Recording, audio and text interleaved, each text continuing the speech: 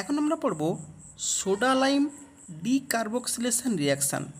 কোনো কার্বক্সিলিক অ্যাসিডের সোডিয়াম সল্টকে যদি সোডা লাইম দিয়ে হিট করা হয় তাহলে ডিকার্বক্সিলেশন হয়ে যায় এবং বাকি আর গ্রুপের সাথে একটা হাইড্রোজেন যোগ হয়ে যায়। এখন এই সোডা লাইম কি না, calcium oxide plus sodium hydroxide এর দুটোর মিক্সচারকে বলা হয় সোডা লাইম।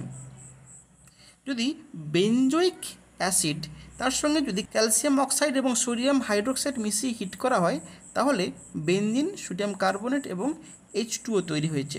এটা হলো কি করে না, পিএইচ COOH এর সাথে যদি NaOH যোগ হয় তাহলে ফার্স্ট রিঅ্যাকশান কী হবে না, পিএইচ COONA এটা হবে প্লাস H2O হবে, এটা ফার্স্ট।